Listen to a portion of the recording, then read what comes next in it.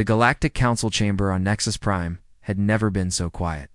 The massive room stretched out like a bowl carved from white stone and blue crystal. Seats rose in circles around a central platform where speakers could address the gathered representatives. Today, those seats held delegates from 47 different spacefaring civilizations, and every single one of them was frayed. Ambassador Xyrith of the Valoran Collective stood at the central platform. He was tall and thin with silver scales that covered his body and 4 large eyes that glowed with soft blue light. His hands trembled as he held the emergency summons document. In his 300 years of service to the Council, he had never seen anything like this. Fellow Delegate Xyrith began, and his voice echoed through the chamber. I have called this emergency session to address a matter of grave importance. 3 standard cycles ago, the Korthian Empire launched a military strike against a newly discovered species in the Orion arm of the galaxy. Murmurs spread through the chamber like waves on water. The Korthians were well known to everyone present. They were an aggressive species that had built their empire by conquering weaker worlds. Their military was considered the 3rd most powerful in the entire galaxy. When the Korthians decided to attack someone, that someone usually stopped existing very quickly. The species they attacked calls themselves humans, Xyrith continued. They come from a small blue planet called Earth in an unremarkable solar system. Our records show they achieved faster than light travel only recently. They were classified as a primitive civilization with minimal threat potential. High Commander Vrex of the Korthian Empire rose from his seat in the upper rows. He was a large creature that resembled an insect with a hard shell covering his body. His head held to massive compound eyes, and his mouth was filled with sharp mandibles that clicked together when he spoke. He wore ceremonial armor decorated with the symbols of his many conquests. The Council need not concern itself with this matter, Vrex announced. His voice was harsh and filled with arrogance. These humans possessed only basic space technology. They had no significant military presence beyond their own planet. Our fleet of 800 warships was more than sufficient to handle the situation. We expected to cleanse their home system within hours and claim their world for the Empire. Councillor Mira of the Sindari Federation leaned forward in her seat. She was not made of flesh and blood like most species. Instead, her body was formed from living crystal that pulsed with inner light. She was ancient, even by galactic standards, and very little surprised her anymore. You said you expected to cleanse their system, Mira observed. Your choice of words suggests that events did not proceed as planned. Rex's mandibles clicked nervously. His compound eyes shifted around the chamber as if looking for an escape route. There have been certain complications. What kind of complications? Asked a small furry delegate from the Makari Consortium. Before Vrex could answer, the main doors of the chamber slid open with a soft hiss. Every eye and sensor in the room turned to look at the entrance. 2 figures walked in, and the sight of them caused more than a few delegates to gasp in shock. They were humans. The first one was a male of average height, with brown hair cut short and simple gray uniform that bore no decorations or rank symbols. He walked with a calm confidence that seemed out of place for someone entering a room full of alien beings for the first time. His eyes were brown and unremarkable, but there was something in them that made several delegates uncomfortable. It was the look of a predator who knew exactly how dangerous he was. Behind him walked a female human. She was older, with gray hair pulled back tight against her head. Her uniform was different from the male and carried several symbols that suggested military rank. Her face was hard and weathered, like someone who had seen many battles and survived them all. She said nothing, but her eyes scanned the chamber with professional assessment. The male human walked straight to the central platform where Xyrith stood frozen in surprise. He stopped a few feet away and looked around at the assembled delegates with an expression that seemed almost amused. My name is Daniel Cooper, he said. His voice was calm and steady. I am here as the first official representative of Earth to this council. The chamber erupted into noise. Delegates shouted questions and accusations. Some demanded to know how the humans had found Nexus Prime. Others wanted to know how they had arrived without being detected. Vrex was screaming that the humans should be arrested immediately. Daniel waited patiently for the noise to die down. When it did not, he simply raised one hand and the gesture somehow commanded silence. The delegates fell quiet one by one until the chamber was still again. "I understand you have questions," Daniel said. "I will answer them. But first I want to make something clear about why I am here." Turned to look directly at Virex, the Korthian commander, tried to hold the humans' gaze but found himself looking away after only a few seconds. "3 days ago your fleet arrived in our solar system," Daniel said. "They came without warning and without any attempt at communication. They immediately began bombarding our outer colonies and moved toward Earth with clear hostile intent." Daniel paused in his calm expression flickered for just a moment to reveal something cold and hard. Beneath 11,422 people died in those first hours. Fathers and mothers, sons and daughters. People who had done nothing wrong except exist in a place your empire decided it wanted. The chamber was completely silent now. Even Vrex had stopped clicking his mandibles. "So I am here for 2 reasons," Daniel continued. "First, I am here to inform this council that the Korthian attack has failed. Their fleet of 800 warships no longer exists. Second, I am here to accept your apology." The silence lasted for 3 full heartbeats. Then Vrex exploded with rage. "Apology?" the Korthian shouted. "You pathetic creature. You primitive animal. Your species should be extinct. There is no possible way you could have defeated our fleet." Daniel reached into his pocket and pulled out a small silver device. He pressed a button, and suddenly the air above the central platform filled with light. A holographic image appeared showing the darkness of space filled with wreckage. Broken ships drifted in pieces around a blue and green planet that could only be Earth. The ships bore Korthian markings. "Your fleet arrived 72 hours ago," Daniel said quietly. "They are all gone now. Well, not all of them. We kept a few ships intact for study purposes. And we took survivors, of course. We are not monsters, despite what your people assumed about us." The holographic image shifted to show Korthian soldiers in human custody. They were being treated by human medical personnel. They were prisoners, but they were alive and unharmed. "Counselor." Myra's crystal form pulsed rapidly with what might have been shock. "You destroyed 800 Korthian warships in 3 of your planetary rotations. How's that possible? Our records indicate you had no significant space military." Daniel smiled, but there was no warmth in it. "Your records were wrong." The holographic display continued to rotate slowly. Above the central platform, every delegate in the chamber could see the destruction clearly. Korthian warships that had once been symbols of terror across dozens of star systems were now nothing but twisted metal and floating debris. The blue planet called Earth hung peacefully in the background as if nothing had happened at all. "Counselor." Mira rose from her seat, and her crystalline body caught the light of the hologram. She had lived for over 2,000 years and had witnessed the rise and fall of empires. She had seen species evolve from primitives to masters of the stars. But she had never seen anything quite like this. "Representative Cooper," she said carefully, "you must understand how impossible this appears. The Korthian military is one of the most powerful forces in the known galaxy. 800 warships is not a small raiding party. That is an invasion fleet capable of conquering entire star systems. How could a species that only recently discovered space travel defeat such a force?"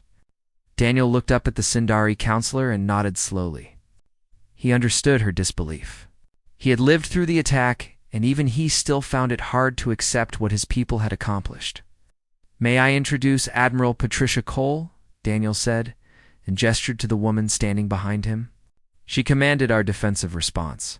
Perhaps she can explain better than I can." Patricia stepped forward onto the platform. Her boots made sharp sounds against the stone floor. She looked around the chamber with eyes that had seen too many battles and too many friends die. There was no fear in her expression, only a tired determination that came from years of service. "The Korthian fleet dropped out of faster-than-light travel at the edge of our solar system," Patricia began. Her voice was strong and clear. "They sent a message demanding our immediate surrender. They gave us 6 hours to comply, or face total destruction. She pressed a button on Daniel's device, and the hologram changed. It now showed a timeline of events with small icons representing ships and planetary bodies. That was their first mistake, Patricia continued. They announced themselves. They told us they were coming. They gave us time to prepare. Rex made a harsh clicking sound from his seat. 6 hours is nothing. No primitive species could mount a defense in 6 hours. We calculated that you would spend that time in panic, in confusion. Patricia turned to look at the Korthian commander. Her expression did not change, but something in her eyes made Rex shift uncomfortably in his seat. You calculated wrong, she said simply. You see, Commander, you assumed that humans would react the way other species react. You assumed we would be afraid and disorganized. You assumed our different nations would argue and blame each other while your fleet approached, but that is not what happened. The hologram shifted again to show the planet. Earth. Red lines appeared connecting different points on the surface. Within 30 minutes of receiving your message, every major government on Earth was in communication. Countries that had been rivals for centuries shared intelligence and resources. Military forces that had been preparing to fight each other turned their attention to the sky. Scientists from every nation began working together on a single problem. How do we survive this? Patricia paused and let her words sink in. You gave us 6 hours. In those 6 hours, humanity did something it had never done before in its entire history. We stopped fighting each other. Every human on Earth became part of the same army. 7 billion people united against a common enemy. The small furry delegate from the Makari Consortium raised a paw. But unity alone cannot defeat superior technology. How did you actually destroy the fleet? Patricia nodded at the question. We had 2 advantages that the Korthians did not anticipate. First, we are not as primitive as your records suggested. Humanity has been at war with itself for thousands of years. We have developed weapons of terrible power. Nuclear devices that can vaporize cities. Biological agents that can wipe out entire populations. We built these weapons to use against each other, but we never did. We held back because we knew they would destroy us all. She changed the hologram to show missiles launching from Earth and from hidden bases on the Moon and Mars. When the Korthians came, we finally had a target we could use those weapons against without guilt. Our nuclear arsenal alone was enough to cripple their fleet. But that was only the beginning. The hologram now showed something that made several delegates lean forward in shock.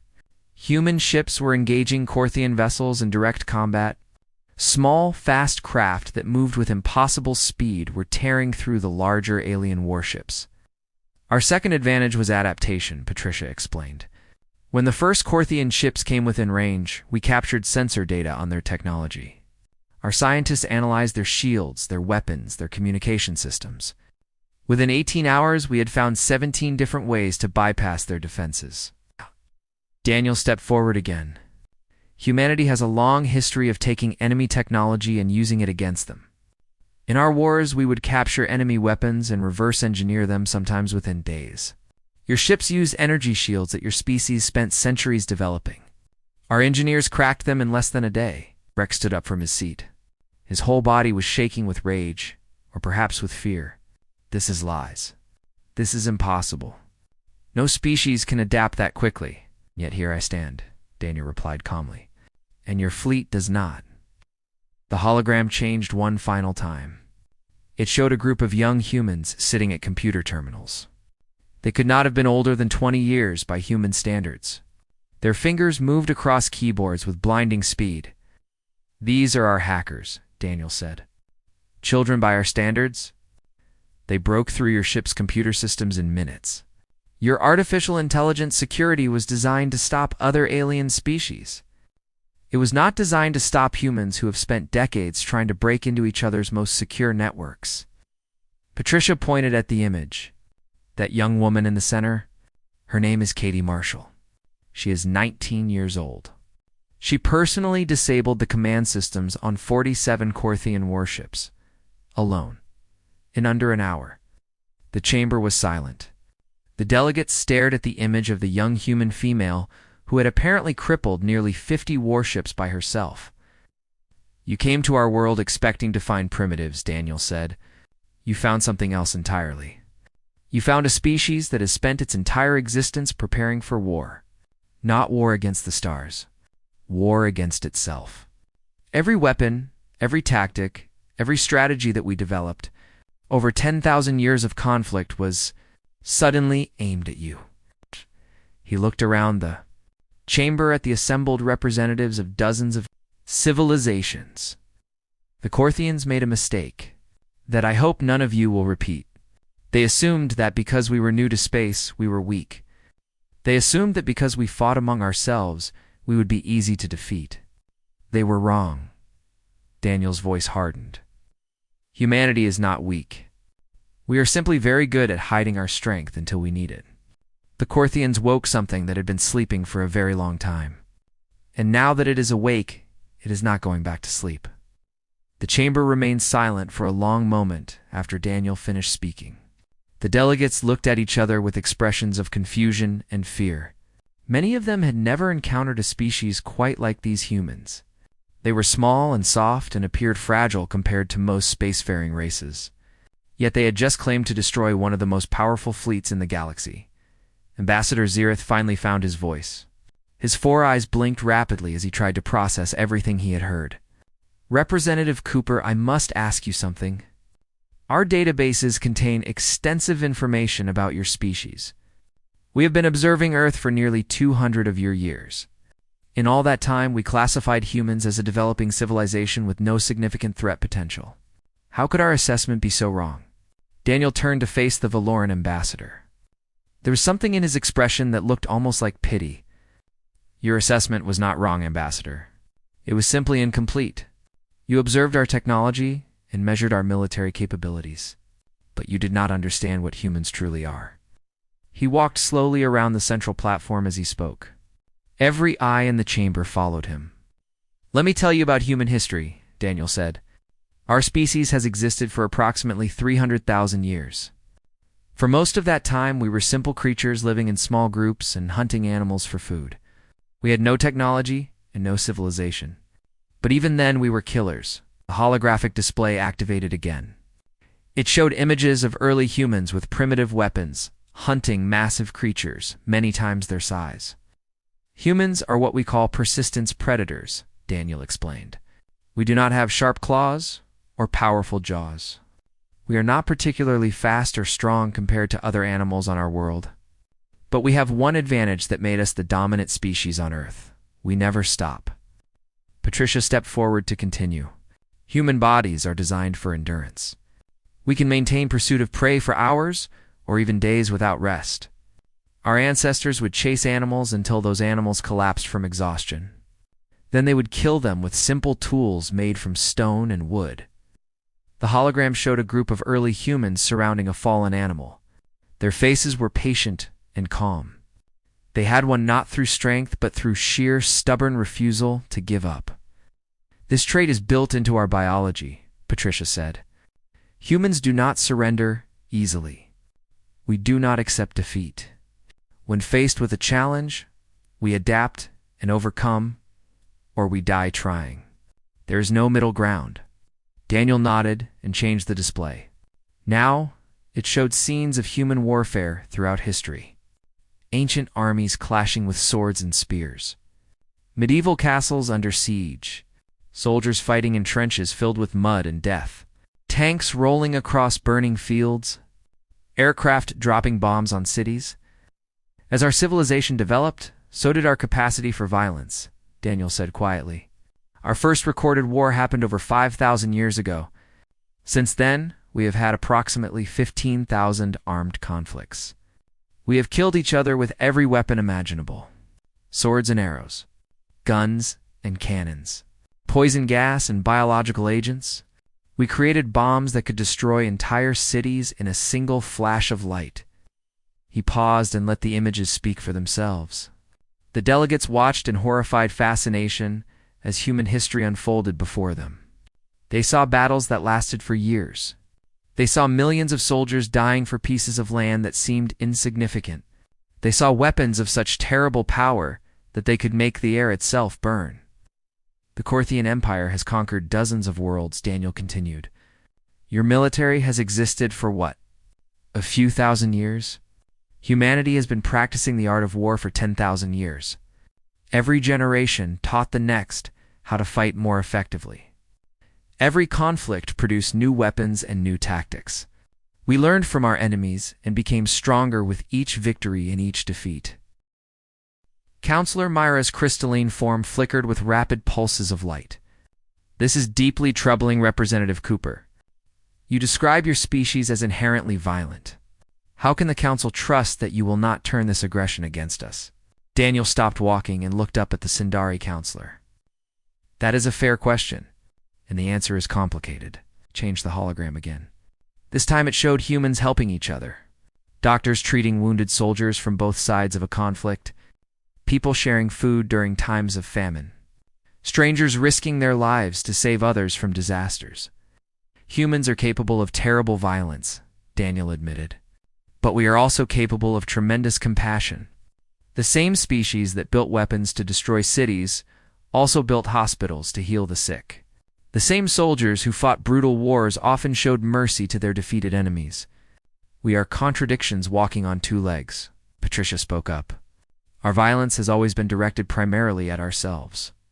We fight over land and resources and beliefs, but we also fight to protect those we love. Human soldiers do not charge into battle because they enjoy killing. They do it because their families are behind them, and they will die before they let harm come to them. Daniel nodded in agreement.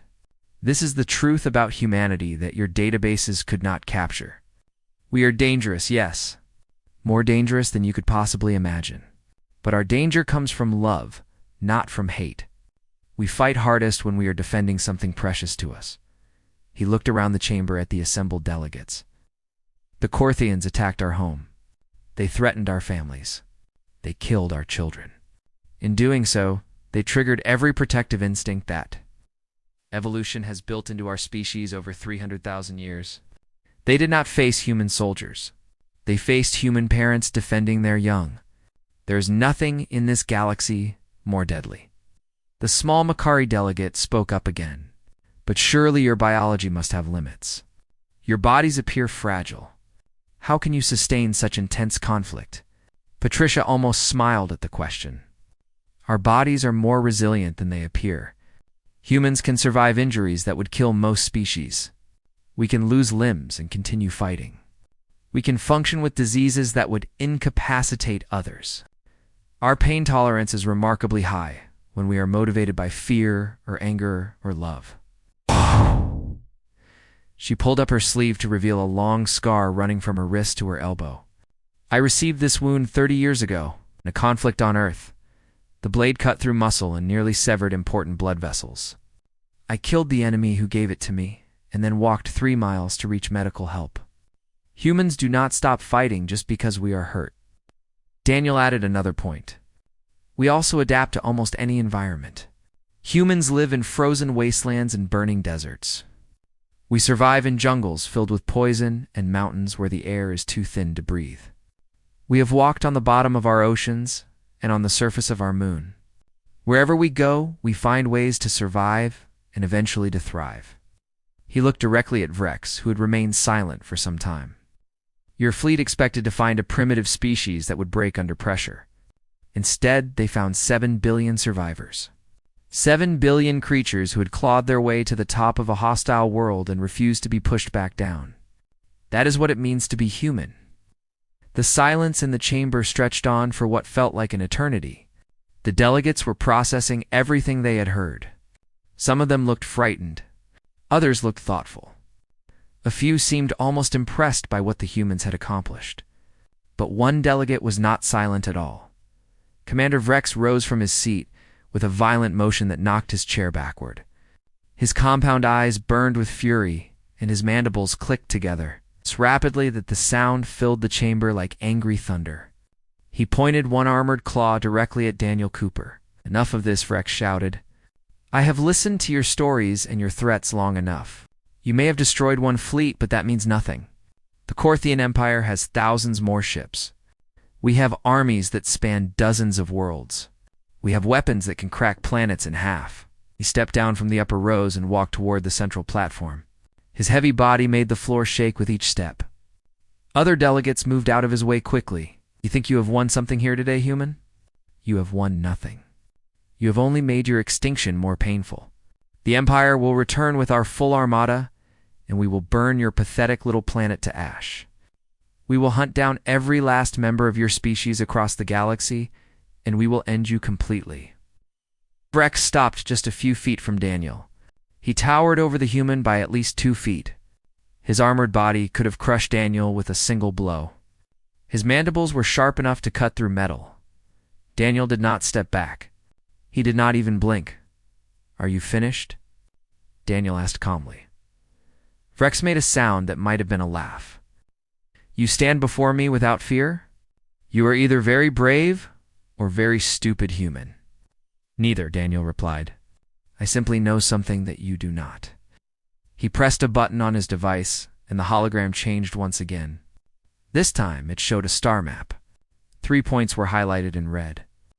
They were Korthian colony worlds located relatively close to Earth's solar system. Right now, at this very moment, 3 of your colony worlds are within striking distance of our newly acquired fleet, Daniel said. His voice was still calm, but there was an edge to it now. The fleet that we've built from your own captured vessels. Brex's mandibles stopped clicking. His compound eyes fixed on the star map with sudden intensity. You are bluffing, he said, but his voice had lost some of its confidence. Patricia stepped forward. We do not bluff, Commander. In the 72 hours since your attack, we have done more than just defend ourselves. We have been preparing for the possibility that you might be foolish enough to try again. She changed the display to show Earth's solar system. It was no longer the undefended world that the Korthians had attacked. Now it was surrounded by a network of defensive stations and patrol ships. Construction yards floated in orbit around the moon and around Mars. Hundreds of new vessels were being assembled. We have established a complete defense perimeter around our home system, Patricia explained. We have begun construction of 12 new orbital shipyards, and we have recruited 4 million volunteers for our newly formed Space Defense Force. She paused to let those numbers sink in. That is in addition to the 100 million active military personnel we already had from our various national armed forces on Earth. When we unified against your attack, we did not just combine our technology, we combined our people. Every soldier from every nation is now part of the same military. The Makari delegate made a small squeaking sound of disbelief. 100 million soldiers. That is more than the entire population of my homeworld. Daniel nodded, and every single one of them volunteered. They were not forced or threatened. They chose to fight. That is what happens when you attack humanity. You do not face an army. You face an entire species. Vrex was silent now. His earlier rage had faded into something that looked almost like fear. He was a warrior who had conquered many worlds. He knew how to read a battlefield. And right now, the battlefield did not look good for the Korthian Empire. We did not come here to threaten you, Commander, Daniel said. We came here to explain. Humanity wants peace. We want to trade with other species.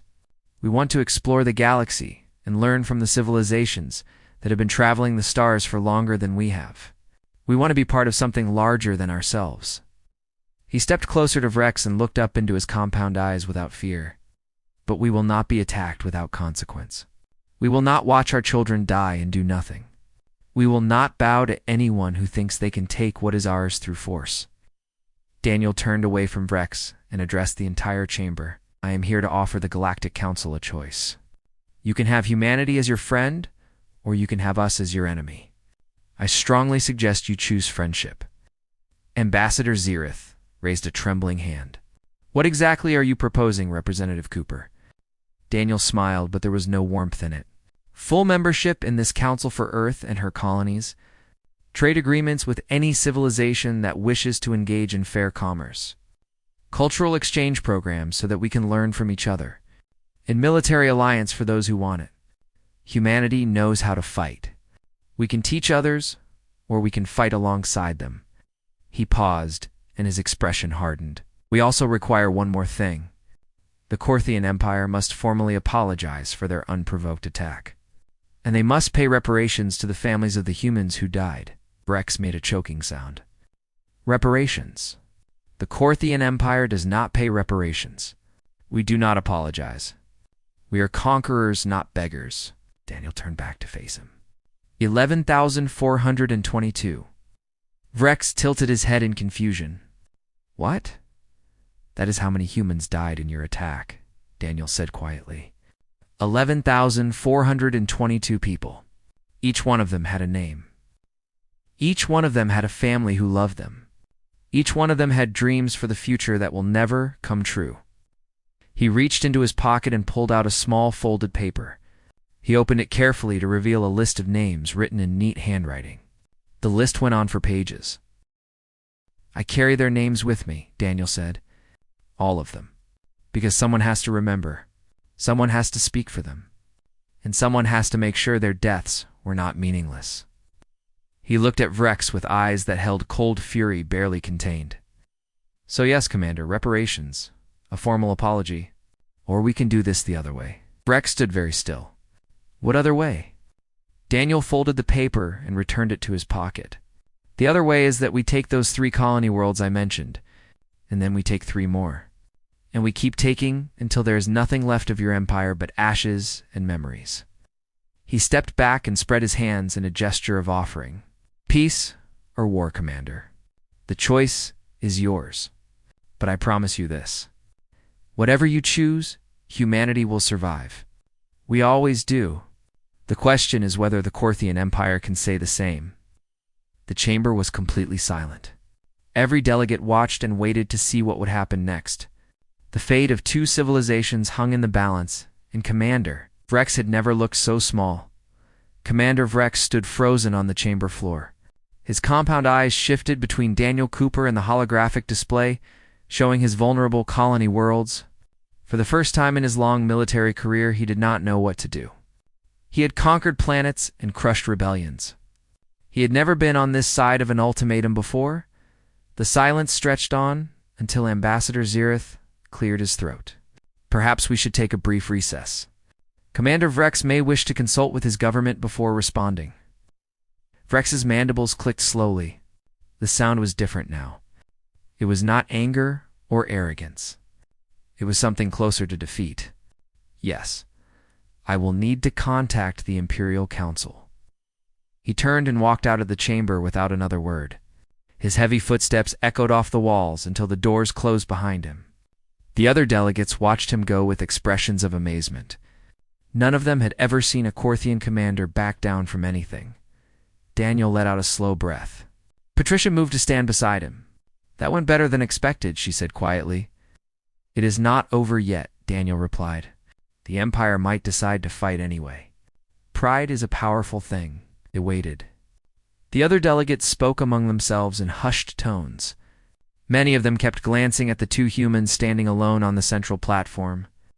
They looked so ordinary, so unremarkable, and yet they had just brought the Korthian Empire to its knees with nothing but words and determination. Nearly an hour passed before the chamber doors opened again.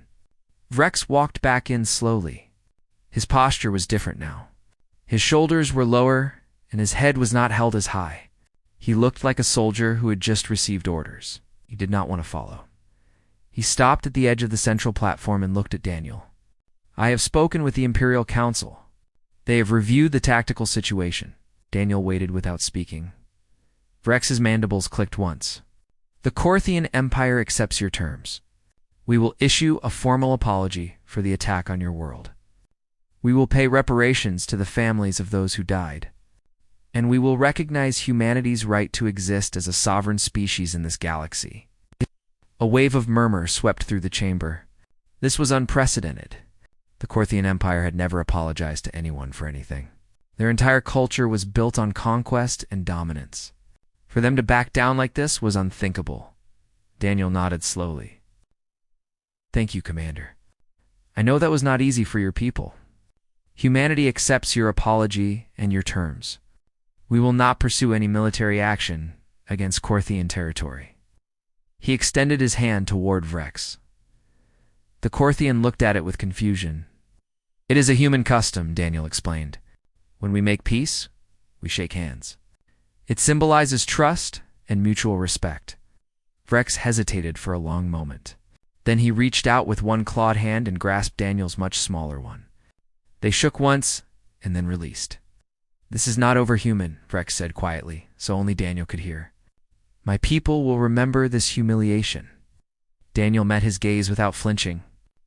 Then make sure they also remember the lesson. Do not attack those who have done you no harm.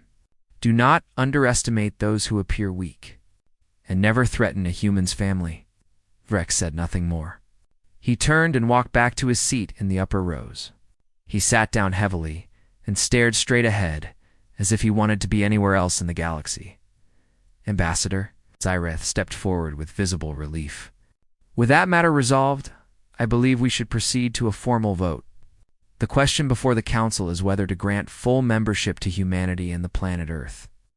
The vote was conducted quickly. Each delegate registered their decision through their personal terminals. When the results appeared on the main display, the outcome was overwhelming. 46 species voted in favor. Only one voted against, and everyone knew who that was. The motion carries, Zyreth announced. Humanity is hereby granted full membership in the Galactic Council effective immediately. Welcome, Representative Cooper. Welcome, Admiral Cole.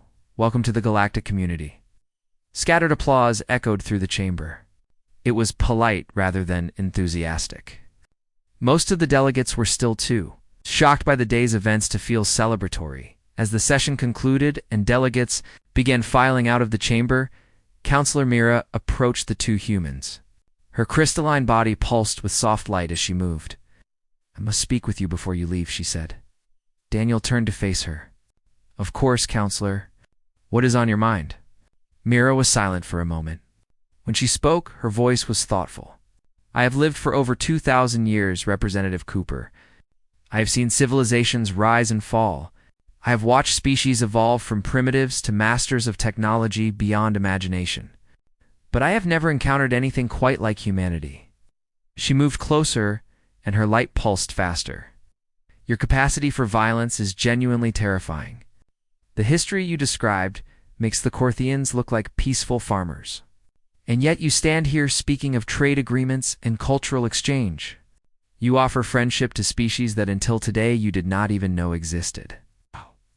Daniel nodded slowly. We contain contradictions, Counselor. We always have. The same hands that build weapons also paint beautiful art. The same voices that shout battle. Cries also sing lullabies to children. We are not simple creatures. Myra's form flickered. That is what concerns me. How can the Council trust that humanity will not turn your aggression outward? What guarantee do we have that you will not become the next Korthian Empire? Patricia answered before Daniel could speak. You have no guarantee, Counselor. None at all. Humans cannot even guarantee peace among ourselves. We have broken treaties and betrayed allies throughout our history. She paused and her expression softened slightly. But we have also kept promises at great cost to ourselves. We have sacrificed everything to protect those we love. We have rebuilt after every war and tried to learn from our mistakes. We are not perfect, but we are trying to be better. Daniel reached into his pocket and pulled out a small photograph. He showed it to Myra. It was a picture of a woman and two young children smiling at the camera. My wife and my children, he said. They were visiting family when the Korthians attacked. For 6 hours, I did not know if they were alive or dead. Those were the longest hours of my life. He looked at the photograph with obvious love. They made it to a shelter in time, but 11,000 other families were not so lucky. 11,000 families lost. Someone they loved because the Korthians decided we were not worthy of existence. Put the photograph away and met Mira's glowing eyes. Humans do not fight because we enjoy it, Counselor. We fight because we love. We fight for our families and our friends and our homes. Every soldier in our history who charged into battle did it because there was something behind them worth protecting. That is what makes us dangerous. and that is also what makes us trustworthy. Mira considered his words for a long moment. And if someone threatens those things you love, what then? Daniel smiled, but his eyes remained serious. Then they learn what the Korthians learned. Humanity does not start fights, counselor. He turned and began walking toward the chamber doors with Patricia beside him. He paused at the threshold and looked back at Mira, one final time. We finished them. The two humans walked out of the chamber and into the corridors of Nexus Prime. Behind them, the assembled representatives of 47 civilizations sat in thoughtful silence. They had witnessed something historic today. The galaxy had changed forever.